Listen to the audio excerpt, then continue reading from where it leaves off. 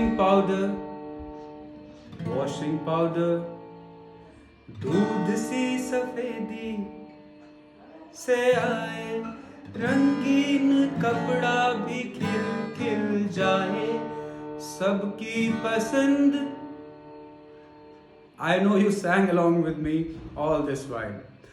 That is the power of brand management, which I am here to discuss today. Welcome, folks. We know that times are really challenging for India and the world. We have been struck by this massive pandemic, coronavirus. Life has almost come to a standstill. My dear student friends, we understand that you're not able to go to universities, you're not able to attend your classes in college. Hence, I have decided to do a small video on making brands go viral. I am your friend Marut Bisht.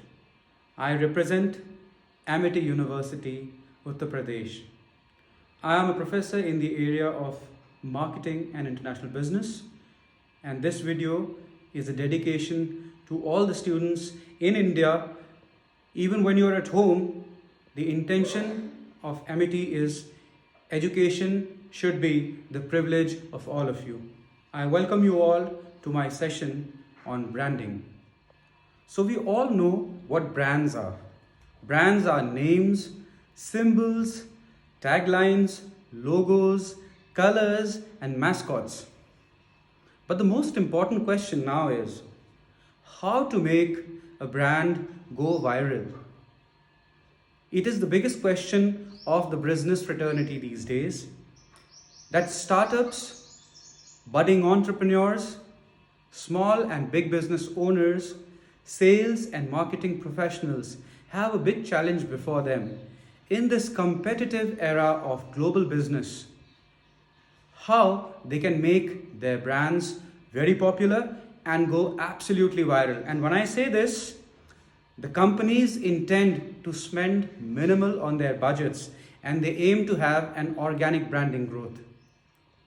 So if we look at our lives around, we have a certain recall. For example, if I now say noodles, I already know what comes to your mind. It's none other than the brand Maggi. If I say a photocopy, automatically there is a recall in your mind which tells you it is nothing less than Xerox. Alright? Likewise, if I say a cold drink, most of you will have a recall of Pepsi and Coca-Cola. Now, how do you think this magic of branding works? How have these brands become global? How have these brands become choice of every single person across the world? It is nothing but these 5 tenets that I'm going to give you now. Number 1, we should always intend to make the customers feel. We should always give them an experience. So here's the point which talks about making customers feel more than informing them. Number 2, we must also try to hit on the sensitive spots of customers. Human beings have various insecurities. They have various sensitive zones about which they never discuss. And what these brands do is they try to hit on those spots which are very sensitive and personal to an individual. And that's how the compulsion of buying these brands, and that's how the compulsion of only and only regarding these brands to be their problem solver comes into the mind of the customer. Number 3, a brand should also have a jingle. Okay. Now the jingle can be in form of a music or a small video or a small animation. Why these jingles are necessary is that music and these multimedia tools have a very unique way of registering in the minds of customers. So customers usually skip out information printed on ads. They will not read anything written on the board or the banner. But when it comes to music and multimedia, it registers little quickly in the minds of customers. So hence, we should have a memorable jingle the way I gave you in the introduction, and I'm sure you gave me the answer while watching that video and singing along with me. Also, in this music, in this jingle, you can embed a call to action for the customer. Merely telling about your brand will not bring about the desired results for the company. They will not give you the expected sales also. So you will also have to tell the customer that please take an action. And when I discuss this point in my video further, I'm going to tell you about what this call to action is all about. Point number 4 is, in this era of broken focuses, when there is so much overflow of information exchange through the World Wide Web and through other electronic and print mediums, what is that unique way you can get through to the right customers? You can get through and penetrate in the market to reach your target audiences. You need to have a very, very strong attention seeking potential in your ad content, which also is relevant to the brand you're trying to promote. The last point and the fifth point I'm going to make here is, people only and only share things which have some aspect of social responsibility in it. Like if you try to remember the last WhatsApp message that you forwarded somebody this morning, can you just analyze why you forwarded a certain message to all your peer groups, to your family members, and to the various groups that you have on social media? You will get the answer forthright that people only share stories which are socially, emotionally responsible. Hence, the last point here is very important, that your ad, your brand should have a content of socially responsible emotional story. And storytelling these days has become very, very popular amidst academic fraternities, amidst corporate organizations, because it is an easier way of case-based learning. So let us go forward and check out what these different points that I just gave you talk in detail. So I would like to summarize my presentation, which I will do with you today, by virtue of these 5 important elements that make your brands grow stronger and have a viral reach without spending too much money on them. The first point is informing versus making your customers feel. I repeat, informing versus making your customers feel. The second important point is, you exaggerate the sensitive points, the sensitive concerns of your customers. Okay? Exaggerate the sensitive concerns of your customers. The third point is, your brand should have an attention seeking potential. It should have a very, very strong attention seeking potential. The fourth point is, your brand story should have a responsible message in terms of emotions and social life of people. The last one is, your brand should have a call to action also. A call to action, preferably with a music jingle. So let us take an example by virtue of which I'm going to explain you 2 points out of the 5. And the 2 points that the example will explain are giving your customers a feeling rather than informing them. Also, the aspects of storytelling in a socially responsible emotional manner. If we take the example of the recent Surf Excel ad, where a small girl who's playing Holi with her parents has to take her small friend, the boy, to the mosque, who has to offer his namaz, his obeisance to God for that day. Now, amidst that jovial atmosphere of Holi, where people are throwing water and colors on each other, this girl, she assures her friend, that boy, that she will take him carefully to the mosque without even a spot or a sprinkle of colors and water on his body and his clothes, which he has dressed up for that day's prayer. Now, if we look at that ad, that gives all of us a great feeling. How India lives up to its secularity. How India is a secular nation. Also, another aspect of the ad is, it has a very, very social, responsible, emotional message in it. Of the 2 different customs and religions living peacefully, living joyfully together. So if only Surf Excel gave things about the new powder or the washing detergent they had come out with, they would only talk about the chemical formulae, they would talk about the price, they would talk about the various product specifications, variations they've done from that of the previous offering they had in the market. But instead, they used these 2 important tenets of brands going viral. I was given to understand after watching that ad so many people felt good that they did not stop sharing the ad here and there. So this is the power of the points, that you must make your customers feel more than you inform them about the product. They are really not interested in what your company has done to create that product. What they are keen on learning is how this product can make them feel. What emotion is attached to the product. So whenever you make a brand, whenever you make a product, please make sure that you identify the right emotions which are very, very relevant to your brand. Accordingly, you can knit up your brand campaign also. But keep in mind, when you make your brand content, the content should always be consistent. Be very, very watchful about consistency, because no matter if you're doing these 5 tenets right, the brand has to be consistent in communicating to the customer. The third and also a very important aspect of brands going viral without investment is what sort of potential your ad has, your brand has, your product has in terms of gaining the attention of its prospective target audience. Now, of late, when you log on to YouTube, there is a host of people doing different things on YouTube and trying to become popular.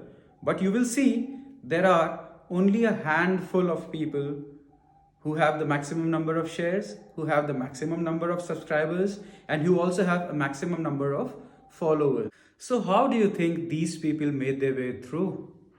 How do you feel that they were able to manage to penetrate into the desired outputs in terms of followings on their channels and commercializing and monetizing their channels?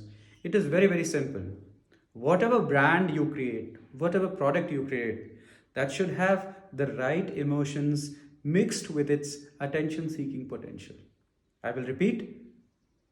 In this era of broken focuses, when people have all controls in one single click of a button, the smartphone or the TV remotes, everything is in the control of humankind. On one click of a button, they can just swap channels, they can just flick around the different multimedia mediums, they can record, they can pause, they can rewind, so nobody has the time. Only and only if your brand content is really strong in terms of that attention-seeking potential, it will make through the right target audiences. So identify the most relevant, the most apt emotions in your ad. For example, I'll give you this recent air crash example. The Lion Air, when it crashed, people were surfing for the details to find out and investigate further. I also saw a couple of links on YouTube and videos.